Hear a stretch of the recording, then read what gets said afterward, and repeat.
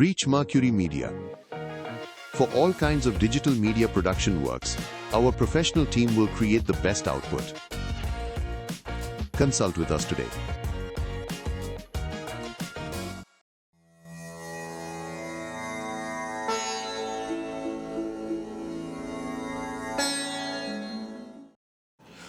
ஓம் சரணாகத தீனார்த்த பரித்ராண பராயணே சர்வஸ்யார்த்திகரே தேவி நாராயணி நமோஸ்துதே. வணக்கம் நேயர்களே, இது மகாலட்சுமி ஜோதிடம் வழங்கும் காலச்சக்கரம். உங்கள் அன்பு ஜோதிடர் ஸ்ரீராம்ஜி பேசுகிறேன். அனைவரும் நலமுடன் இருக்கிறீர்களா? நன்றாகத்தான் இருப்பீர்கள், நன்றாக இருக்க வேண்டும். இன்றைய காணொளியில் நாம் காண இருப்பது சந்திரனும் மனதும். இதுதான் காரணம். அதாவது ஏன் சந்திரனை மனதோடு ஒப்பிடுகிறோம் அப்படிங்கிறத பற்றி இன்றைக்கி நம்ம பார்க்கலாம். சந்திரனை தான் நம்ம மனோகாரகன் அப்படின்னு சொல்கிறோம். மற்ற கிரகங்கள்லாம் மனதிற்கு சம்மந்தமே இல்லாத போது சந்திரனுக்கு மட்டும் ஏன் மனோகாரகன்கிற ஒரு தலைப்பு வருது, டைட்டில் வருதுங்க? ரொம்ப சிம்பிள். நம்மளுடைய மனம் அப்படிங்கிறது பார்த்திங்கன்னா நிமிடத்திற்கு நிமிடம் மாறிக்கொண்டே இருக்கக்கூடிய எண்ண ஓட்டங்கள் கொண்டது. மனம் ஒரு குரங்கு அப்படின்னு சொல்லி வச்சுருக்காங்க இல்லையா? இந்த செகண்ட் இங்கே இருக்கும், அடுத்த செகண்ட் அமெரிக்காவை யோசிக்கும், அதுக்கு அடுத்த செகண்ட் குப்ஜிபாளையத்தை பற்றி யோசிக்கும். இந்த மாறி மாறி யோசிக்கும் தன்மை மனதிற்கு உண்டு அப்படிங்கிறது மாதிரியே சந்திரனும் இருக்கிறதுலேயே அதீதமான மாற்றங்களை உள்ளடக்கிய ஒரு கிரகம். புரியுதுங்களா? சந்திரன் நார்மலாக பார்த்திங்கன்னா பூமிக்கான துணைக்கோள், பூமியுடைய சப்போர்ட்டிங் கேரக்டர் அவர் தான். மற்ற கோள்களிலிருந்து வரக்கூடிய ஒளி சிதறல்களை ஃபில்டர் பண்ணி வகைப்படுத்தி, ஒரு தாய் எப்படி எது வேணாலும் சாப்பிட்டாலும் தன்னுடைய குழந்தைக்கு பார்த்து பார்த்து நல்லதை மட்டுமே செய்வா. அமிர்தம் எனும் பாலுக்கு ஊட்டி என்ன சாப்பிட்ருந்தாலும் அந்த நம்ம சாப்பிட்றது சரியா, நம்ம சாப்பிட்றதுனால அது குழந்தைக்கு ஏதாவது பாதிக்குமான்னு யோசித்து செயல்படுவாங்களோ, அதே மாதிரி சந்திரனும் மனோகாரகன் மற்றும் மாதுர்காரகனாக செயல்படுறவர் மற்ற கிரகங்களுடைய சக்தியை ஆகர்ஷணம் செய்து சரியான அளவில் ஒரு ஜாதகருக்கு கொடுக்கக்கூடிய தன்மை கொண்டவர். அதனால தான் அவரை தாயார் காரகனாகவும் சொல்கிறாங்க, மனோகாரகனாகவும் சொல்கிறாங்க. இந்த மனம் அப்படிங்கிறது வெகு வேகமாக சிந்திப்பதும் செயல்படுவதும் மாற்றங்களை எதிர்கொள்ளும் தன்மை கொண்டதுமாக இருக்கும். மற்ற எந்த கோள்களுக்குமே சந்திரன் அளவுக்கான வேகமான மாற்றங்கள் கிடையவே கிடையாது. சந்திரனை நீங்கள் கவனித்து பார்த்தீங்கன்னா ஒவ்வொரு நாளும் வேறு நட்சத்திரத்துக்கு போயிடுவார். 28 நாளுக்குள்ளே இருக்கிற 27 நட்சத்திரத்துலையும் ட்ராவல் பண்ணிட்டு வந்துடுவார். ஏறக்குறைய ஒரு நாளைக்கு ஒரு நட்சத்திரம், 2.25 நாளைக்கு ஒரு ராசி மண்டலம், 14 நாளில் வளர்பிறையாகி முழு பூரணமான பௌர்ணமி சந்திரனாக மாறிட்டு அதுக்கடுத்த 14 நாளில் தேய்பிறை அடைந்து முழுமையான இருள் புகுந்த அமாவாசையாக மாறுவார். இந்த சந்திரனுடைய இந்த மாறுபாடான நிலைப்பாடு நமது மனதிற்கு ரொம்ப சிறப்பாக பொருந்துங்கிறதுனால தான் சந்திரனுடைய உச்சக்கட்ட நிலையான பௌர்ணமியிலையும் மனம் பேதலிக்கிறது. மனநிலை பாதிப்புக்கு உள்ளானவர்களுக்கு அந்த நேரத்தில் மிக குழப்பமான மனோநிலைகளும் தெளிவற்ற சிந்தனைகளும் தேவையில்லாத விஷயங்களில் ஈடுபடுறதையும் உச்சக்கட்ட மனச்சிதைவை சந்திக்கும் வாய்ப்புகளும் உருவாகிறது. அதே மாதிரி அமாவாசை நாட்களிலும் பார்த்தீங்கன்னா இந்த மனநிலை பாதிப்புகள் சற்று மிகுதியாக இருக்கிறது. அதனால தான் இந்த பௌர்ணமியும் அமாவாசையும் இறை வழிபாட்டுக்கு உகந்த நாட்களாக வச்சுட்டாங்க. நீங்கள் பௌர்ணமி அன்னைக்கும் அமாவாசை அன்னைக்கும் எந்த முகூர்த்த நாளுமே இருக்காது. சுபகாரியங்களுக்கான நாட்களாக இதை வச்சிருக்கவே மாட்டாங்க. மனம் பேதலிக்கும் நாட்களாக இவை இருக்கின்றன. இதில் இன்னும் ஒரு நுணுக்கம் பார்த்திங்கன்னா, சந்திராஷ்டம தினங்கள் இருக்கிறதுலே மோசமான தினங்களாக வர்ணிக்கப்படுவதன் சூட்சமும் அதுதான்.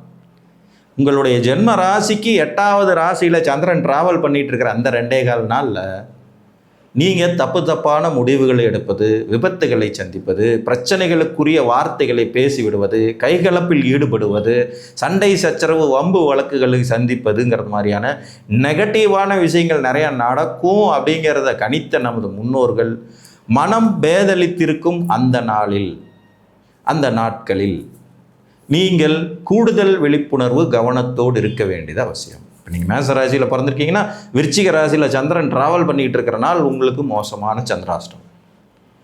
இப்போ ரிஷப ராசியில் பிறந்திருக்கீங்கன்னா தனுசில் சந்திரன் ட்ராவல் பண்ணிகிட்டு இருக்கிற நாளில் கவனமுடன் எச்சரிக்கையுடன் இருக்கணும். ஏன்னா மனோகாரகன் 8ல் இருக்க மறைஞ்சிருக்கு. 8ஆம் இடம் எப்படிப்பட்ட இடம்னு அவன் உங்களுக்கு சொல்ல வேண்டியதில்லை. இதில் அதிகமான வேகமான செயல்திறன் கொண்ட சந்திரனின் நிலையை மனதிற்கு ஒப்பாக நாம் கணக்கிடுவதற்கான காரணம் மனதும் அதே போன்ற அதிகமான வேகமான சிந்தனைகள்.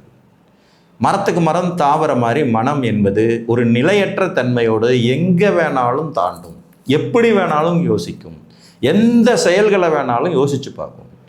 மாபாதக செயல்கள், நம்ம கற்பனையே பண்ணி பார்க்க முடியாத செயல்கள் அப்படின்னு சொல்லக்கூடிய விஷயங்கள் கூட தோன்றுவது முதல்ல மனசுல இருந்து தான். ஒரு சண்டையில் ஒரு புருஷன் யோசிக்கிறான், இவள் அப்படியே கழுத்தை அறுத்து கொன்னா என்ன பொண்டாட்டிய, யோசிக்காமல் இருப்பாங்களா? யாராவது யோசிச்சு பாருங்க. அந்த யோசனை தோன்றும் இடம் மனசு. அடுத்த செகண்டே ஐயோ என் பிள்ளைங்க கஷ்டப்பட்டு மாற்றி யோசிக்கிறது. சரி, சண்டை போட்டோம், சாயந்தரமாக ஒரு படத்துக்கு எடுத்து கூப்பிட்டு போய் ஹோட்டலுக்கு கூப்பிட்டு போய் சாப்பிட வச்சு சமாதானப்படுத்திடுவோம். 3 செகண்டுக்குள்ளே இந்த 3 சிந்தனைகளும் வந்துடும். குடிச்சிட்டு வந்து கொடுமைப்படுத்துகிற கணவன், நிறையான சம்பாத்தியம் இல்லாத கணவனை வச்சு இவன் இருக்கிறத கூட செத்துட்டா பரவாயில்லன்னு யோசிக்காத மனைவிமார்கள் உண்டா? அடுத்த செகண்டே அது தப்புன்னு வாயில் அடிச்சுக்கிறவங்களும் இல்லையா? ஸோ இந்த நிமிடத்திற்கு நிமிடம் மாறுபாடான சிந்தனைகளை தரக்கூடியவர் சந்திரன். அப்படிங்கிறதுனால தான் இந்த மனமும் அதுபோலவே எண்ணும் தன்மை கொண்டது என்பதாலும் மற்ற கிரகங்களின் ஒளித்திறன் அனைத்தையும் வாங்கி சுத்தப்படுத்தி நமக்கு நல்ல விதமாக செயல்படுத்தும் தன்மை கொண்ட கிரகம் சந்திரன்கிறதுனால தான் சந்திரன் மனோகாரகனாக. அதனால தான் நம்ம முன்னோர்கள், ஞானிகள், முனிவர்கள், சித்தர்கள் எல்லாமே சொல்லி வச்சது என்ன? தீதும் நன்றும் பிறர் தர வருவதில்லை, உன்னுடைய சிந்தனைகளிலே அது வடிவமைக்கப்படுகிறது. நீ தீயனவற்றை மீண்டும் மீண்டும் எண்ணும் போது அதை நோக்கி, உன்னை நோக்கி அதை ஈர்க்கும் சக்தி படைத்தவனாகிறாய். இதுதானே ஈர்ப்பு விசை தத்துவம். ஈர்ப்பு விசை தத்துவம் என்ன? நீ பிரபஞ்சத்துக்கிட்ட என்ன கேட்குறியோ அதை உனக்கு அது கொடுக்கும், ரெடியாக இருக்கும். நீ நெகட்டிவான விஷயங்களை திங்க் பண்ணி கேட்கும்போது அதை தான் உனக்கு கொடுக்கும்.